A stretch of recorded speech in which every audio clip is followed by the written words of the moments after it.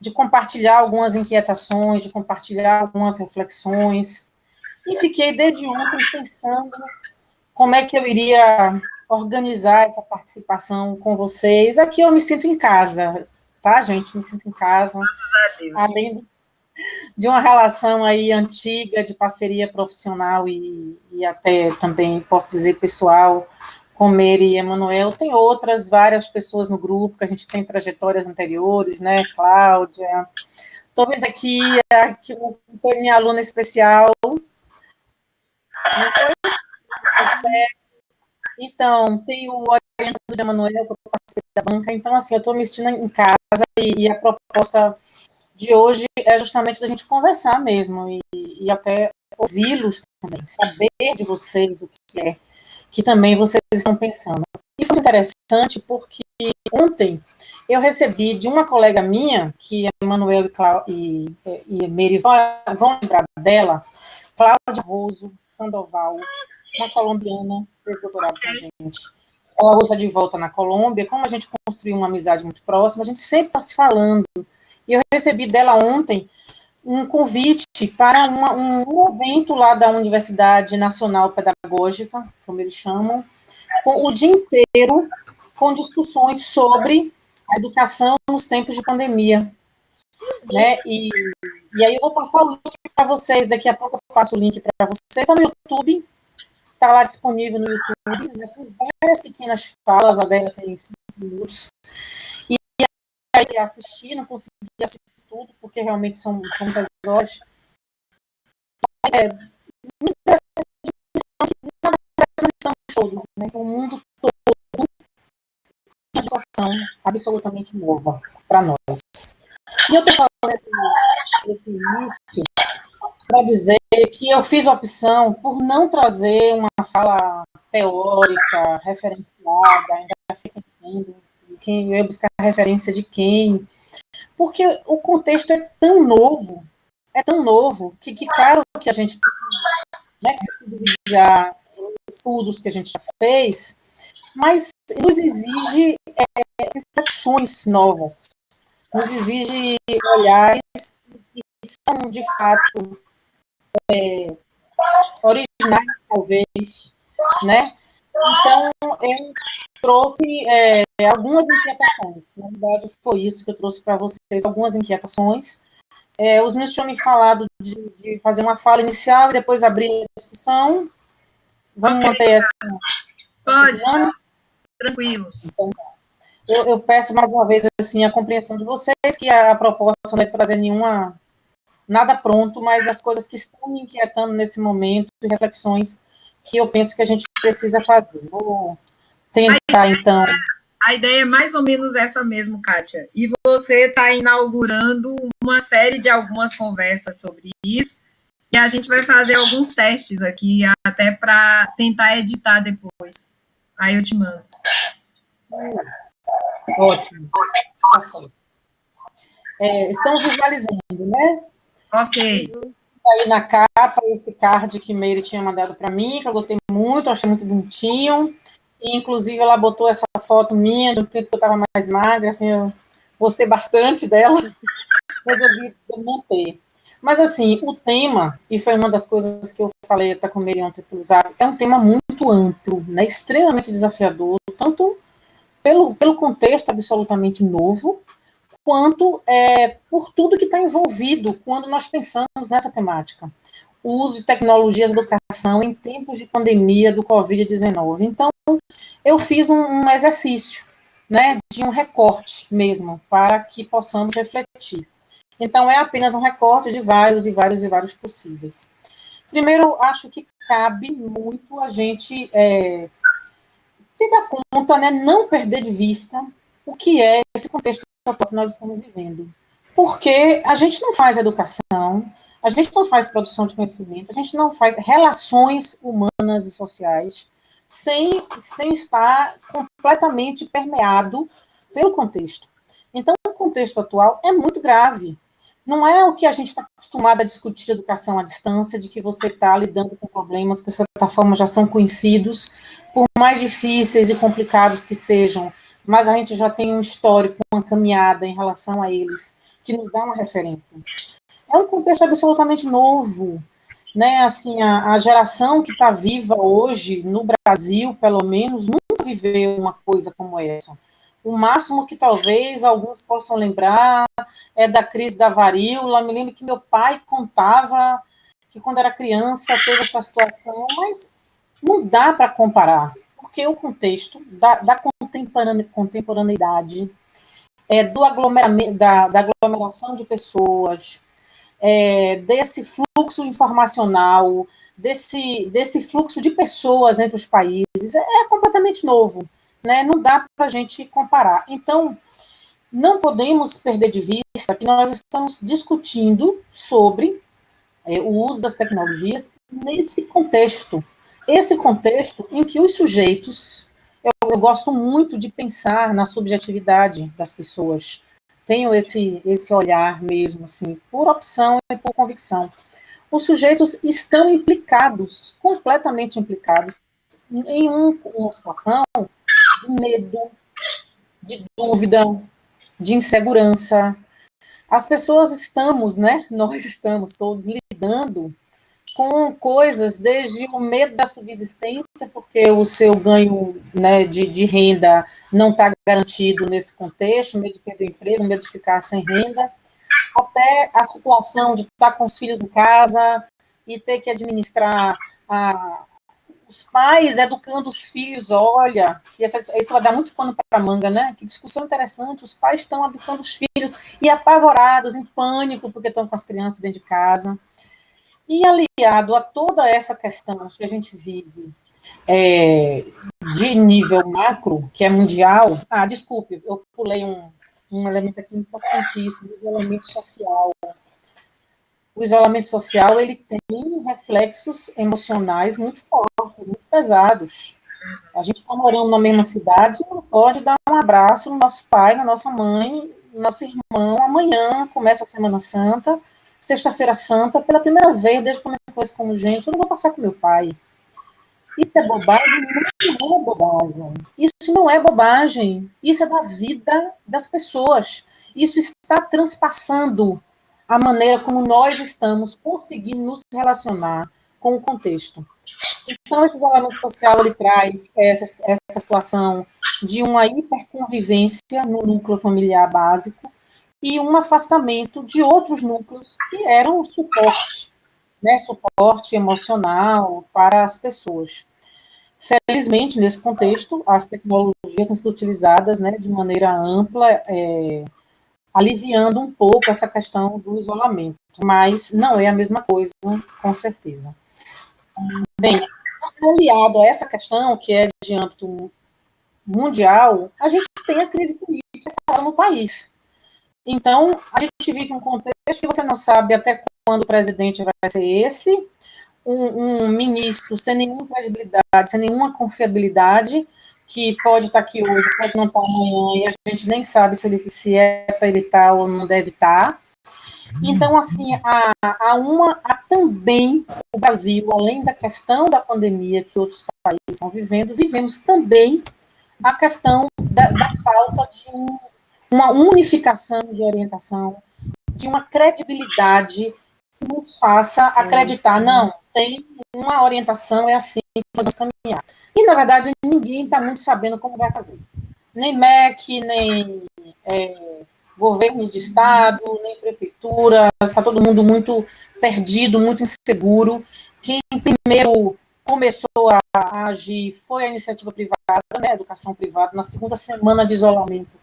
As faculdades particulares e as escolas particulares já começaram com atividades online, e a gente sabe que isso aí, longe de ser uma preocupação com o aprendizado dos alunos, é muito mais uma preocupação em não perder clientes, em justificar o pagamento de mensalidades, infelizmente, a gente sabe que passa por aí, mas estão se movimentando desde cedo, né, diferente da rede pública, ainda a passos lentos e confusa.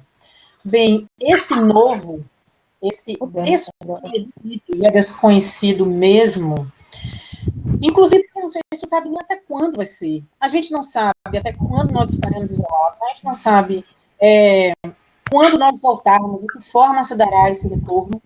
A gente não sabe se o nosso isolamento será mais agravado, né, mais radicalizado ou não.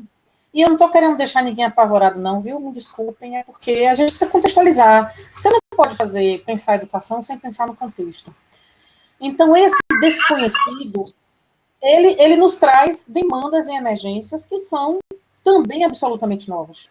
Para a sociedade, não vou desmembrar aqui, para a família, de falar da situação, né, de convivência, de afastamento de outros núcleos familiares, e o foco, né, o recorte que a gente está, que eu vou trazer para cá, que eu acho que é o que interessa mesmo nesse espaço, já depois de ter feito essa contextualização, que são essas demandas e emergências que nos chegam, escolas, educadores, universidades e pesquisadores. Ah, Kátia, por que você separou na escola educador, na universidade pesquisador? Eu não estou querendo separar. Nós também somos educadores, claro, nas universidades, o educador da escola também é um pesquisador. É apenas no sentido de que, na cultura instituída nos sistemas de ensino no Brasil, você tem na universidade uma cultura de pesquisa maior e uma responsabilidade de pesquisa maior. Então, nós temos, nesse contexto, a necessidade de comunicação sem presencialidade física, o surgimento da discussão sobre as tecnologias. Então, tá, se a gente não pode se reunir, vamos usar tecnologias. E aí, as pessoas estão usando tecnologias em todas as situações, todas, a gente pode aqui listar uma série de situações, né, desde encontros de família, nós temos feito nossa família, né, meu pai no interior, meu irmão em São Paulo, eu e minha irmã aqui em Salvador, sem nos encontrarmos há quase 20 dias, a gente faz webconferência, todo domingo reúne todo mundo, as religiões as mais diversas estão usando, o mercado, não preciso nem dizer, né, o mercado corporativo foi o que primeiro utilizou. Então, nós temos um contexto anterior à pandemia, que é interessante que a gente traga aqui essa reflexão. Esse grupo que já trabalha com isso, conhece bem, eu não vou me delongar nele, mas apenas para lembrar. O que eu estou falando de contexto anterior à pandemia? São todas as discussões que a gente, como pesquisador dessa linha, vinha tendo sobre como é que estava se dando o uso das tecnologias na educação e na sociedade em geral. Então, você tem um desnível muito grande em relação às diferentes experiências que são desenvolvidas, ora por escolas, ou por universidades, ou por ONGs, ou por outras associações diversas, uma imersão dos sujeitos na cibercultura e na cultura tecnológica, podemos chamar assim também, mas, ao mesmo tempo, dessa imersão, um distanciamento do fazer escolar em relação a essa imersão, então, um distanciamento como, né, aquela velha história que eu estudei quando fazia faculdade há 30 anos atrás. Na escola é uma coisa, na vida é outra. Então, a gente ainda tinha essa realidade das crianças e adolescentes viverem um universo tecnologizado e a escola ainda utilizando esses recursos, esse potencial de forma muito tímida, muito reduzida, muito cheia de possibilidade de críticas, né, que nós podemos fazer. Então, esse era o contexto anterior.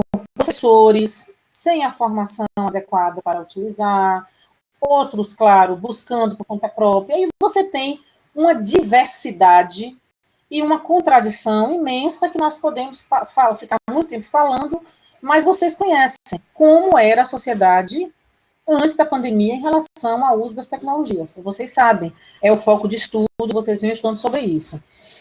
Então, nós temos agora um outro contexto com uma demanda emergencial. Olha, tem que usar a tecnologia para conectar o povo. Tem que usar a tecnologia para conectar o povo, certo? Aí eu vou tirar aqui um pouquinho para conseguir olhar um pouquinho para vocês, porque me dá agonia de não estar olhando para vocês. E aí, esse choque do que era antes e o que hoje as políticas públicas estão querendo fazer a todo custo. Eu tive um exemplo ontem, e aí eu falo novamente de Emanuel e Meire, porque a nossa trajetória nos permite saber o quanto nós sofremos quando os NTS da Bahia foram extintos. Os NTS, os Núcleos de Tecnologia Educacional, uma das poucas políticas que a gente tinha para essa questão da cultura tecnológica, da formação do docente para trabalhar com as tecnologias, projetos belíssimos, pessoal super capacitado, uma equipe maravilhosa. E aí, o NTE foi desmontado, desmonta o NTE. Agora, eu soube ontem também, porque as coisas estão funcionando assim, o Fórum Estadual de Educação recebe a proposta de um estudo para desenvolver atividades online com as escolas de educação básica. E aí, a gente se defronta assim, vem cá, com qual infraestrutura vocês estão querendo fazer isso com o ensino fundamental, com a educação básica? Se não houve nenhum investimento de política pública para, de fato, agora, a gente conseguir colocar isso, né, com alguma mínima condição de qualidade. Então, a gente tem uma realidade atual que está exigindo novas práticas, uma nova regulação. Regulação, gente, a regulação que nós temos mais recente fala de dias letivos. Então, relaxou os dias letivos, né, flexibilizou os dias letivos, mas tem que manter a carga horária. Como nós vamos repor carga horária de 3 meses? Okay. Na educação básica. Como? E assim, eu estou aqui falando e fazendo questão de separar, inclusive está nos itens que eu vou desmembrar aí depois, o ensino superior da educação básica e, na educação básica, o ensino fundamental. Eu sou pedagoga, a gente sabe o que é o trabalho com criança. Então, são realidades bastante diferentes.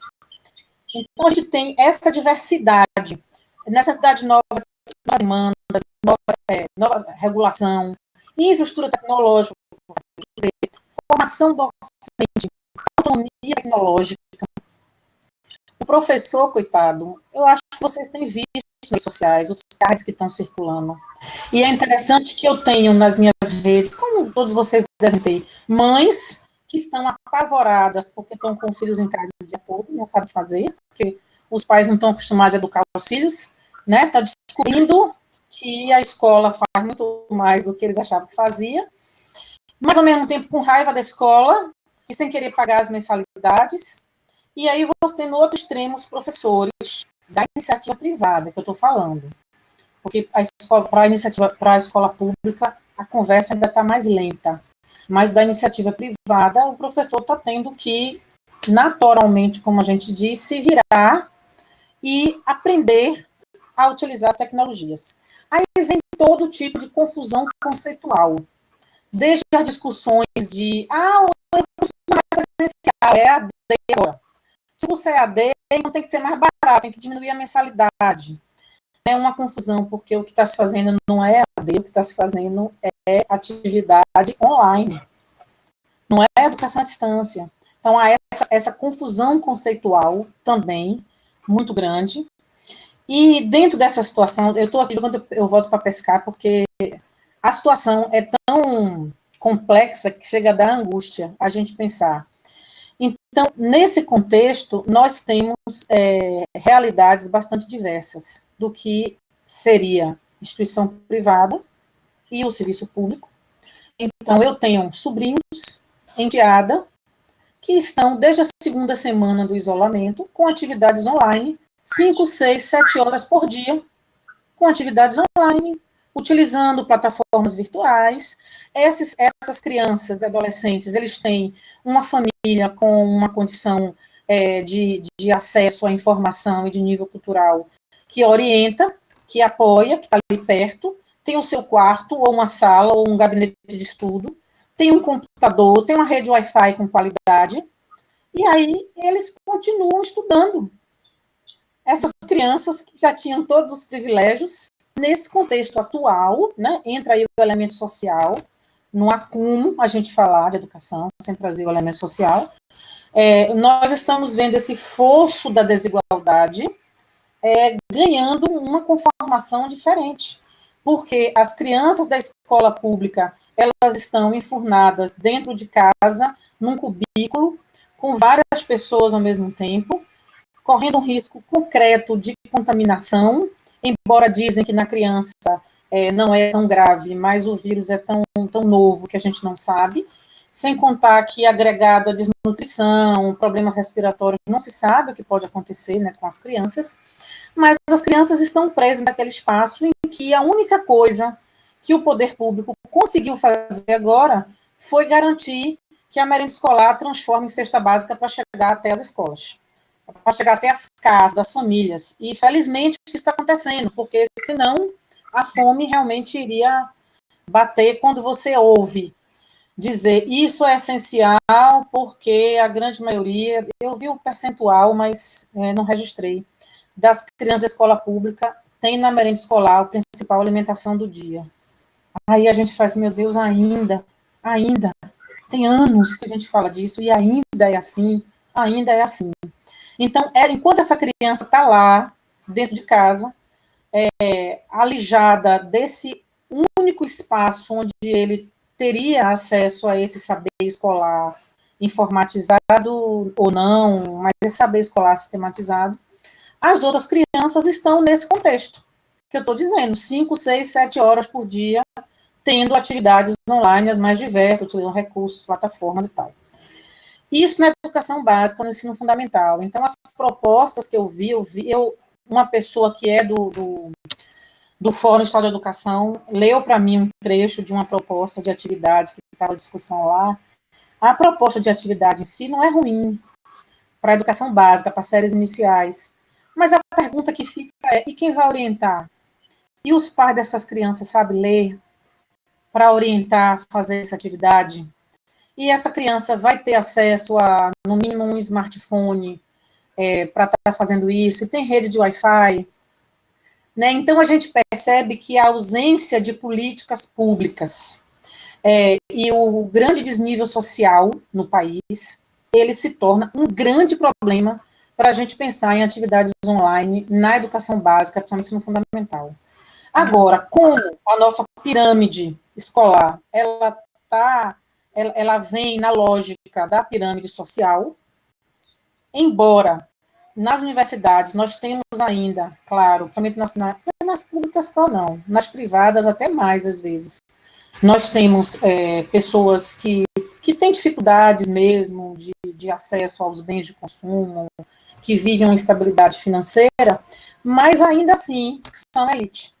Ainda assim são elite por ter conseguido chegar até aquele nível de ensino e ter uma condição mínima, às vezes, de acesso. Além da questão de serem adultos. Aí vem uma outra discussão da autonomia, né, desse sujeito de conseguir desenvolver.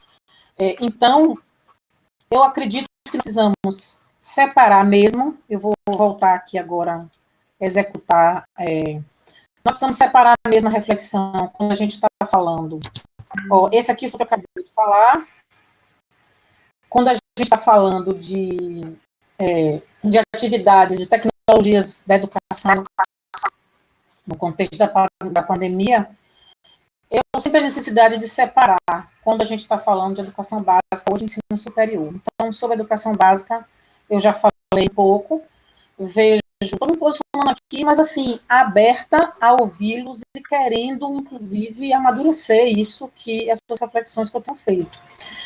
No ensino fundamental, eu tenho considerado muito complicado a gente conseguir atingir a criança da escola pública, o aluno da escola pública, do ensino fundamental, com alguma atividade online.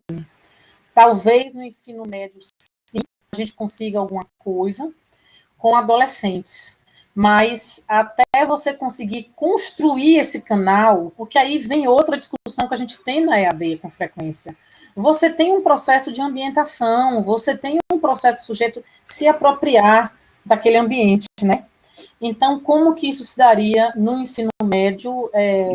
Penso que é um estudo importante para a gente fazer, embora tenha necessidade, eu quero ir para o ensino superior e volto para não me perder. Tenho necessidade de dizer para vocês que as pesquisas que nós temos feito lá no nosso grupo de pesquisa, eu tenho três dissertações defendidas, que as três com focos diferentes, mas escutaram os alunos, escutaram os sujeitos aprendizes, e são do ensino médio e de contextos diferentes, e a gente teve a resposta muito forte de que sim, eles usam as tecnologias no seu processo de aprendizagem. Então, isso no ensino médio é uma realidade diferenciada para a gente amadurecer. Mas no ensino superior, eu penso que a nossa condição de trabalhar com a mediação tecnológica é muito ampliada. A gente pode, sim, fazer muitas coisas com a educação tecnológica ou com a mediação tecnológica. Nos falta regulação. Essa é uma discussão que nós tivemos já em reuniões de colegiado, né, do GESTEC, que nos falta a regulamentação. É preciso que os conselhos superiores da universidade regulamentem, porque, por exemplo, a gente vai desenvolver aulas e depois essas aulas serão validadas, serão consolidadas, mas o tempo de funcionamento do sistema público e da universidade, principalmente, com a sua estrutura de democrática, de fóruns, é um tempo que muitas vezes ele é lento, né? A gente sabe disso, embora eu não abra mão da ampla discussão e da decisão democrática. Acho que, às vezes, a lentidão é um preço mesmo que a gente tem que pagar por ele. Mas nós, professores, estamos nessa angústia hoje. É um processo que tem sido discutido em todos os fóruns, eu vejo essa discussão em todos os fóruns. Tem aqueles que simplesmente dizem não acredito em AD, não quero trabalhar com mediação tecnológica, estou fora, não faço isso. E aí vem desde as crenças anteriores, a dificuldade de lidar com o novo, até um pouco também de comodismo, né? Eu não quero ser corporativista de defender os meus colegas a qualquer preço. Às vezes os colegas também se acomodam, porque é mais cômodo, ora, eu vou movimentar para me mexer, para fazer isso aqui, para quê?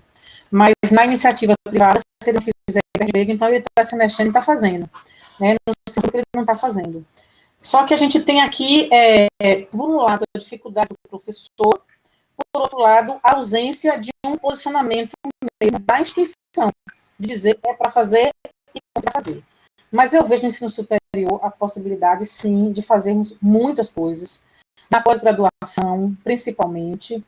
Se nós não podemos ter aulas regulares, diárias, no horário normal, que penso que poderíamos, sim, ter, mas vamos dizer que isso não seja viável, não seja possível, ter outras atividades extensionistas, atividades de construção do conhecimento, de partilha, as diversas, e, inclusive, experimentando a cultura tecnológica, experimentando a construção dessas novas formas, né, de se relacionar. Eu vou passar agora para o último slide para fechar minha fala e a gente abrir a discussão, que eu quero muito ouvir vocês. Então, a gente fica pensando agora, né, nós estamos na discussão de como viver esses 2, 3 meses, 4 meses, que nós não sabemos como será, e ao mesmo tempo vislumbrando lá na frente, como será esse mundo pós-pandemia, ainda nessa temática que me foi proposta, né? Será que essas novas práticas que nós estamos vivenciando, a experimentação da tecnologia como formato de mediação, vai trazer novas formas de relação do homem com a tecnologia? As regulamentações construídas agora, será que depois que passar a pandemia e o isolamento, elas não serão revistas de maneira muito mais flexível e híbrida do que o que nós tínhamos até agora? Assim como novas formas de organização do trabalho, e não dá para a gente negar que reside aí um dos grandes focos de resistência daqueles que não querem aderir à mediação tecnológica, né? Que é o receio de que a mediação tecnológica reduz o suporte do trabalho e o professor perca sua importância, perca seu emprego, etc, etc. Essas coisas que não adianta você lutar contra, igual o taxista lutando contra o Uber, me desculpa a comparação, mas no sentido de que a sociedade muda, as formas de organização da sociedade mudam, as formas de construção do conhecimento mudam, e aí não dá para você querer ficar segurando espaços como eles eram anteriormente. Bem, pessoal, não trouxe respostas, me desculpe se frustrei vocês, se a intenção era de respostas, eu trouxe mesmo as angústias e as reflexões, tentando sistematizar, para não dizer que eu não me posicionei. Eu entendo que, sistematizando, assim, fechando, é um momento essencialmente novo e desconhecido, que nos impõe formas também inovadoras de pensar sobre esse contexto. Depois, a gente sente que estamos pagando o preço da ausência das políticas públicas para a inserção tecnológica, para a formação docente, para a inserção no sentido mais amplo, né? Como também estamos pagando o preço da grande desigualdade social no nosso país, e essa conta está sendo cobrada agora, e de que nós temos uma diferença ao tratar o ensino fundamental, o ensino médio e o ensino superior. Para mim, são 3 contextos diferentes para a gente pensar possibilidades de mediação tecnológica, sendo que no ensino superior seria o lugar onde nós teríamos mais condição para isso. Bem, agora quero ouvi-los. Ai, amei, Kátia. Excelente proposições para a gente conversar um pouco. Eu tenho um monte de coisa aqui a encaminhar, mas acho que Emanuel já está rindo do lado de cá, que eu tenho um monte de coisa. Mas acho que o grupo tem muito o que falar para todos. Vamos, anunciem quem quer começar. Eu quero falar. Vai. Posso falar? Vai, Pronto, né? Eu quero agradecer, né? Realmente parabenizar a professora Kátia, por esse momento, realmente, né? Colocou em mim reflexões, angústias, inquietações. E a minha pergunta é o seguinte: tendo em vista esse contexto, né, do uso das tecnologias em tempo de pandemia, o tema da palestra, e trazendo para a minha casa, meu local de trabalho, o NEAD, gostaria de saber o seguinte: a senhora acha que esse uso das tecnologias, como vem acontecendo, ele pode se tornar um aliado ou um inimigo para a implementação de uma política institucional de educação mediada por tecnologia para a UNEB? Para responder de vai gerar uma tese. Kátia, você que sabe aí agora. Entendeu? Deu para ouvir? Entendi. Então deixa a gente ver também depois. Com certeza, assim, agora que eu estou dizendo. Eu acho que podia ouvir pelo menos umas 2, 3 pessoas que de repente numa reflexão só. Eu acho que nessa direção a gente tem algumas pessoas que está aqui perturbando. Eu já conheço essa donzela. Algumas pessoas estão na experiência aqui, tanto na educação básica, principalmente no médio. Tássio, como é que está sendo lá no IFE Baiano? Vanessinha também, que está na escola. Do Carmo tem o município, né? A gente tem gente aqui que tem ensino superior, que está na lista, que está trabalhando. Francis, João, né? A galera aí tem muita gente que pode falar. Vai, Tássio. Boa tarde, tudo bem? Deixa eu dar um relato para a senhora e para os demais amigos da minha situação. Só para a gente ilustrar esse cenário que perpassa pelo que a senhora estava falando. Lá no Baiano, inclusive, né, como toda, a gente tem uma situação que eu até já comecei com o professor Manuel, bem atípica, né? Porque lá a gente tem, lá no meu campus, a gente tem ensino médio, incluindo aí a modalidade, incluindo a educação de jovens e adultos. A gente tem curso superior, a gente tem licenciatura, Lá eu não tenho bacharelado, mas a gente tem curso tecnológico. A gente tem especialização lá do ciência e tem mestrado. Esse bolo doido aí, todo no mesmo campus, com o mesmo corpo docente. Então, é o mesmo docente que vai para o ensino médio, que depois ele dá aula no mestrado, mas esse é o nosso cenário. E aí veio esse cenário que a gente está aí, com esse isolamento, com essas questões todas, e aí a gente se viu nesse mesmo dilema que a gente começou aqui hoje à tarde, de como tentar minimizar esse cenário para que o retorno a gente tenha um impacto menor, né, a retomar essas atividades aí. No médio, aí nas discussões que a gente está tendo aí, no médio, realmente é uma dinâmica difícil da gente conseguir contornar nesse momento. Por quê? A nossa realidade lá, a gente tem um percentual muito grande, não é pequeno, muito grande, de alunos com condição social bem ruim. Então, a gente tem alunos muito pobres. Então, talvez, no ensino médio, a gente tem uma situação que talvez a gente estaria gerando um outro problema. A gente estaria mais excluindo esse pessoal do que ajudando a educação de uma forma geral, mas isso no ensino médio. Na graduação, a gente tem um curso de análise e desenvolvimento de sistemas, que até serem suspensas oficialmente toda e qualquer medida à distância, a gente estava conseguindo tocar o curso numa boa distância. A gente só faltava uma semana para acabar o ano letivo de 2019. Então, quando foram suspensas as aulas, faltava uma semana só para a gente acabar o ano letivo. Então, a última aula que me faltava, eu ainda consegui ministrar no ambiente virtual, estávamos fazendo isso. Então, a gente conseguiria acabar esse ano letivo. A gente tem uma especialização, que no momento eu estou coordenando, que ela só tem aulas quinzenais, que é um outro cenário. A gente também poderia, ela não está, essa turma começou agora, em março, as aulas, está no início. Mas esse calendário a gente poderia estar tocando sem problema nenhum, sem interferência nenhuma. Obviamente, com todos os percalços que a gente sabe aí, que envolve a falta do contato e tal, mas o calendário a gente conseguiria manter aí tranquilo. O mestrado também. E aí, nas reuniões de gestão, a gente estava resolvendo como manteríamos essas atividades, migrando para o ambiente aí, à distância e tal, não sei o quê.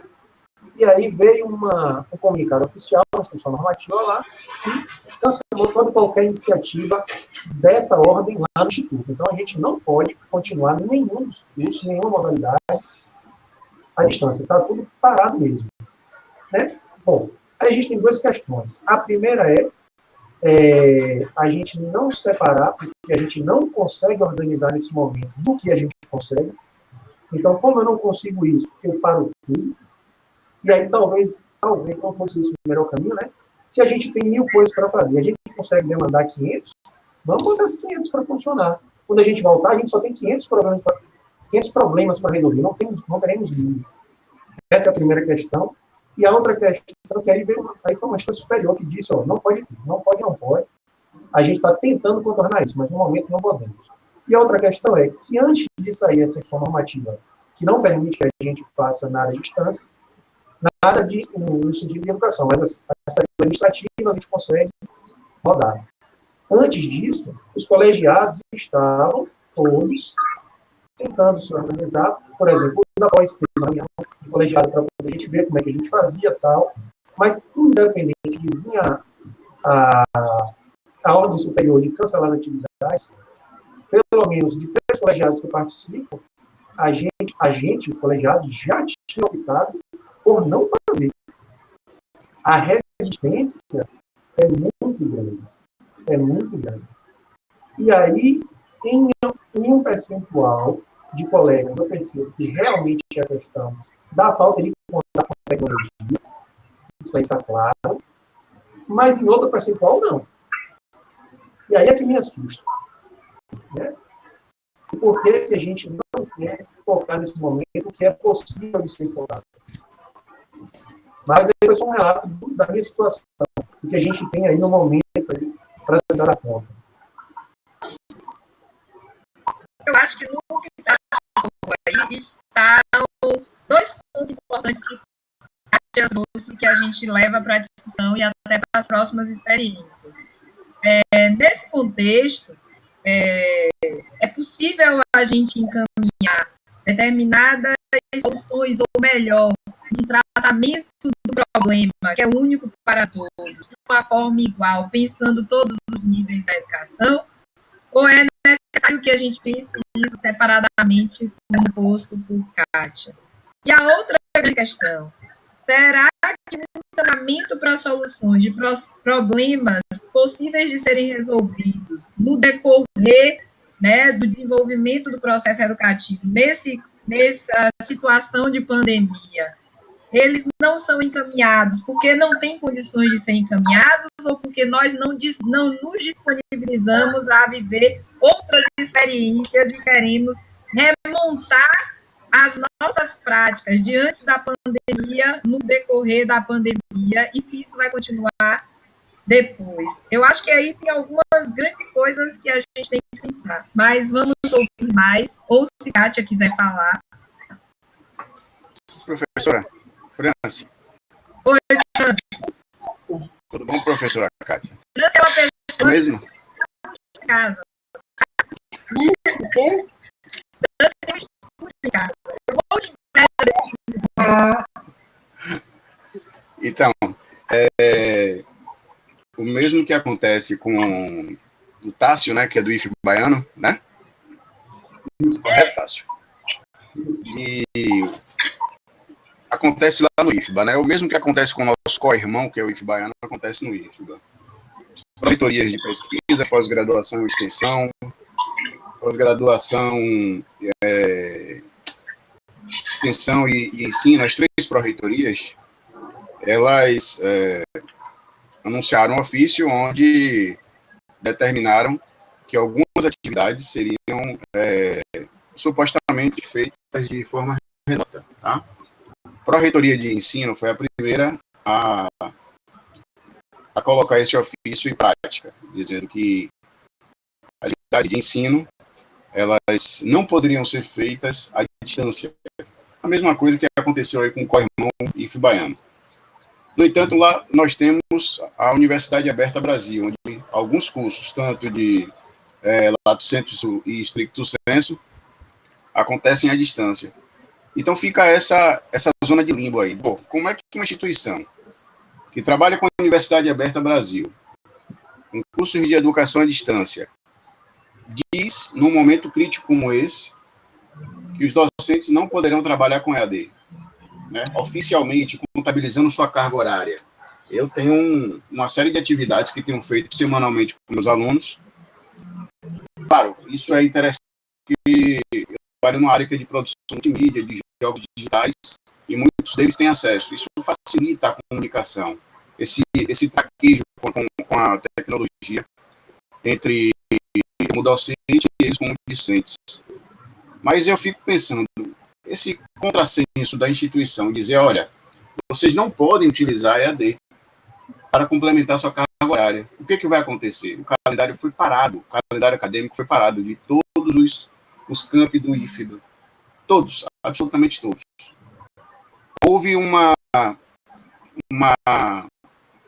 espelhamento em relação ao Campo Salvador, em que foi dito que aqueles campos que tivessem no final do semestre, como o Campo Salvador, e que tivessem já cumprido 80% de sua carga horária, poderiam utilizar a EAD. Mas ainda assim, alguns cursos declinaram em relação a isso.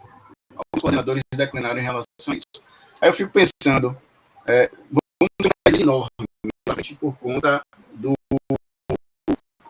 empurrar do calendário. Ou seja, eu falo mais sobre mim, que estou lá no Campus Lauro de Freitas. Estávamos com um calendário certinho, arrumadinho, junto com o ano de 2020.1, vamos ter que empurrar isso.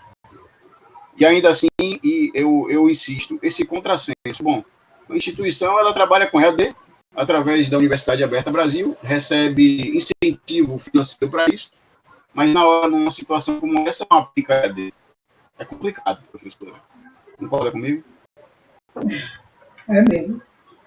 Eu acho que aí não é nem pensar em EAD, são as possibilidades dos processos educativos mediado por tecnologia, porque, como diz Túlio, meu grande amigo, se a gente for fazer uma discussão do que é AD, do que não é AD, a gente não resolve, não encaminha nunca. Até porque as propostas que estão sendo feitas não tem como a gente desenhar isso no modelo brasileiro como educação à distância, até pelo que a gente compreende do que é educação à distância. Mas você pode mandar uma vez, você fala, a gente abre. Você vai juntando muita coisa, né? E a gente vai perdendo.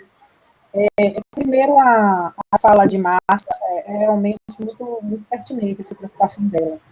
Eu fui gestora da EAD no médico, algumas pessoas sabem disso, e eu sempre me preocupei com isso, com as pessoas usarem a tecnologia, ou aparentemente um princípio do ensino à distância, sem conhecer o suficiente, sem convicção, e fazer uma coisa meia boca, fazer de qualquer jeito.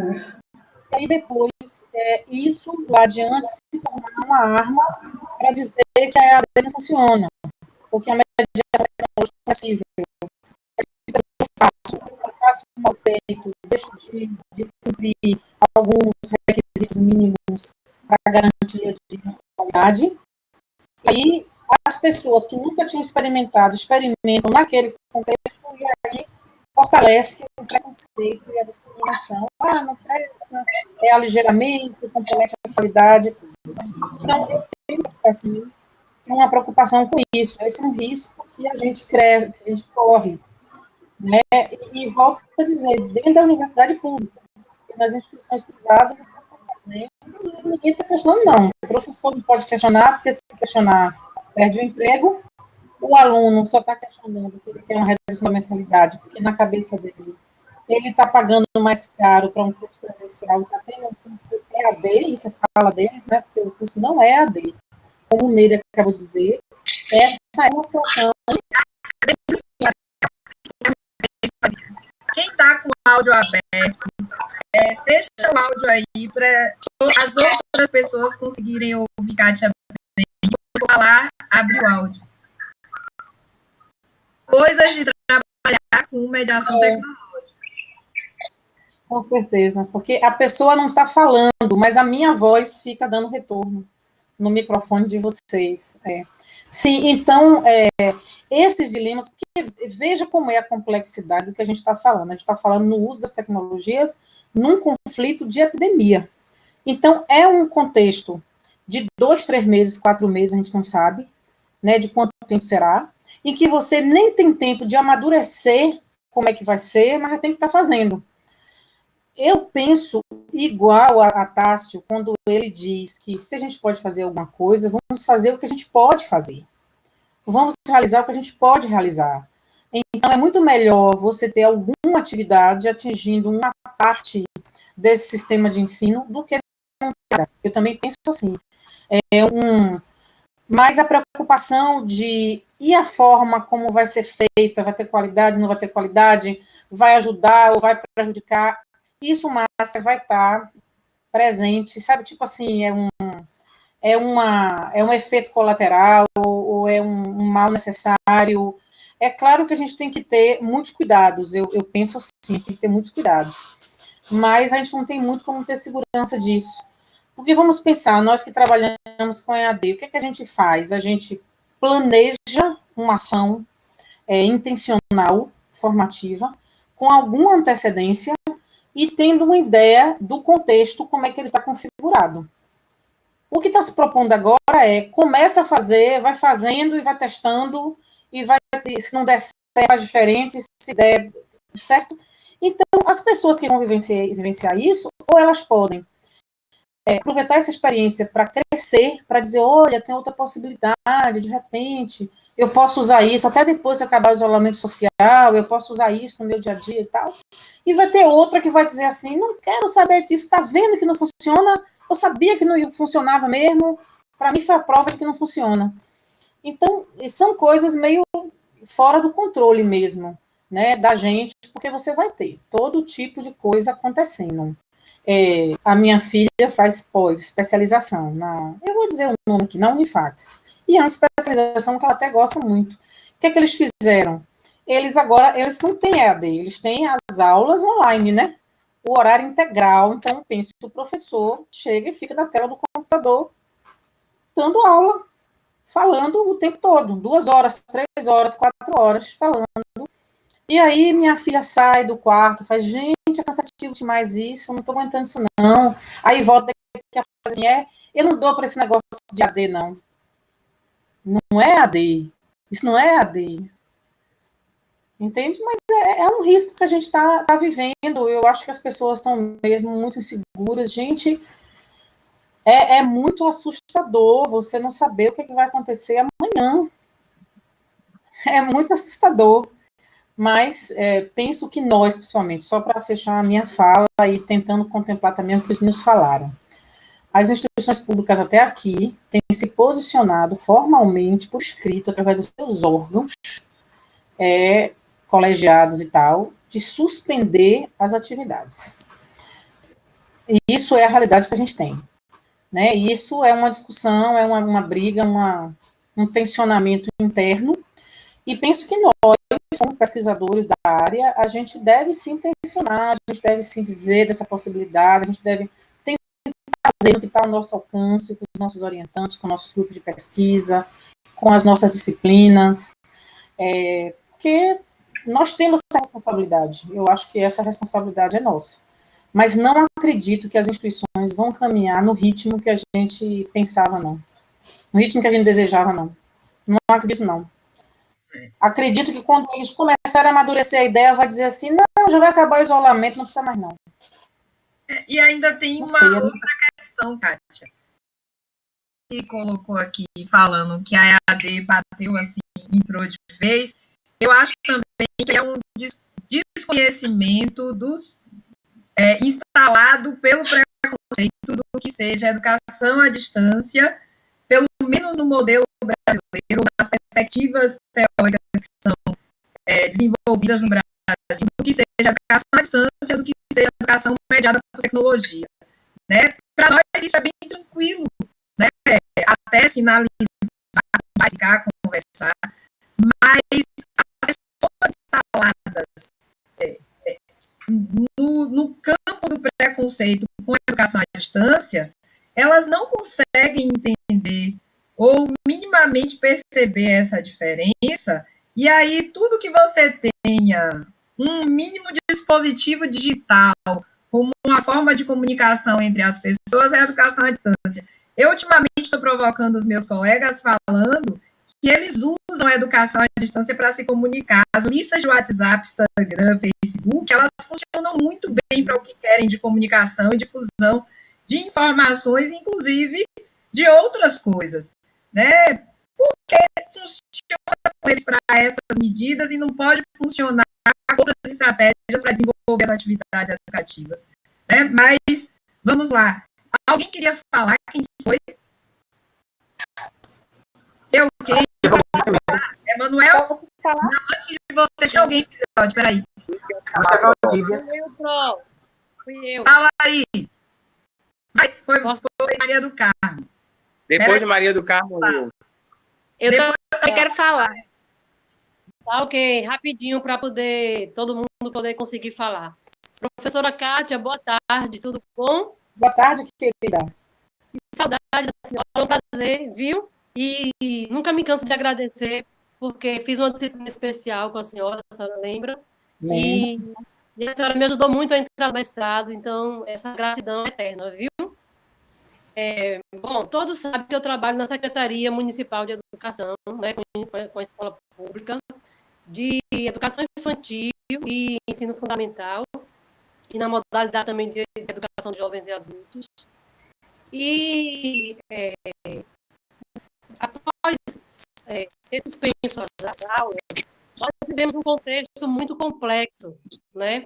Começaram a acontecer muitas demandas ao mesmo tempo, e o que fazer, a aula online, e assim, as atividades enviadas, professora, para o site da secretaria, professores, eles não são obrigados a mandar, ficou assim, aqueles que puderem, que se sentirem à vontade, que puderem contribuir, porque considera-se que não é que eles estão em quarentena, né? Então eles não colocaram como uma obrigação nesse primeiro momento, mas deixou à vontade para aqueles professores que queiram postar suas atividades. E aí começaram a postar as atividades e a nós da secretaria coube a gente analisar as que iam para o site, as que não iam, um trabalho assim hercúleo, posso lhe dizer. Mas assim, claro, vale a tentativa, a gente não pode deixar de não fazer nada. Mas a minha questão, professor, é o seguinte: alguns professores começaram a sugerir gravar videoaulas, pequenas videoaulas de 4, 5 minutos, 6 minutos, e essas videoaulas, inclusive, está lá no site da secretaria, para quem quiser acessar, e a grande questão é o acesso, como que essas famílias vão ter acesso a isso? Porque a grande maioria é escola pública, como já foi dito aí pela senhora, eles não têm essa internet, Wi-Fi, o máximo que tem dados móveis muito precário, na maioria das vezes. Alguns estão me ouvindo? Está me ouvindo? Sim. Estão me ouvindo? Sim. Estão me ouvindo? Então, para fechar, alguns têm esse acesso, mas não tem um computador, não tem um smartphone de qualidade, enfim. E assim, a minha grande preocupação, que eu postei lá para eles, foi o seguinte: gente, será que a gente não vai estar promovendo uma desigualdade ainda maior para essas famílias? Porque circula entre eles, né? Muitos moram próximos um do outro. E assim, como que a gente vai? Até a forma da gente encaminhar tem que ter todo um cuidado. Aí alguns disseram, não, vamos deixar de forma livre. Mas tem aqueles que não conseguirem, né? Então, assim, está sendo um dilema muito grande. A gente está em stand-by, buscando alternativas de como a gente pode melhorar e fazer isso chegar às famílias. Mas, como a senhora já disse aí, e é real, não temos, essas famílias não têm estrutura, né? No Brasil, nós não temos essa estrutura de internet para todas as famílias, e a gente está com um grande problema.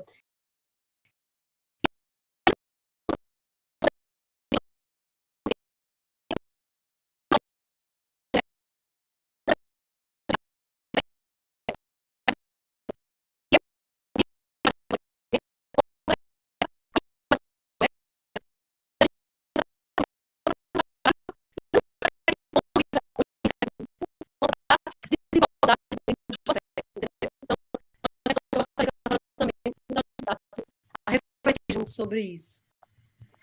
Na ordem, agora, Emanuel.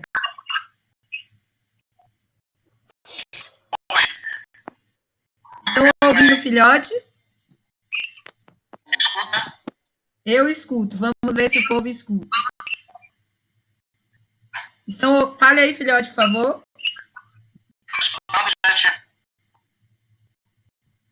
Não, filhote, pode falar. Eu queria parabenizar. Porque o filhote está no WhatsApp. Por sua provocação, agradeceu, aceitou o nosso convite, né? Vimos que foi muito bem acertado. Assim, acho que só trazer à baila o contexto já é uma coisa importante para situar a discussão, né?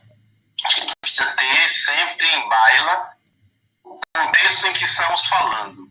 Agora eu queria aproveitar algumas questões que foram levantadas aí para fazer algumas provocações para ajudar a gente a pensar. Primeiro dizer que as situações, os pontos de inflexão na história da humanidade, e eu acredito que este é um ponto de inflexão na história da humanidade, bem dizendo que nossa geração não conheceu nada semelhante, e eu diria que talvez ninguém tenha conhecido nada semelhante, porque embora a letalidade, por exemplo, da última grande epidemia global foi, se eu não estou enganado, a gripe espanhola. A gripe espanhola. Cujo vírus tinha uma letalidade muito maior que o coronavírus.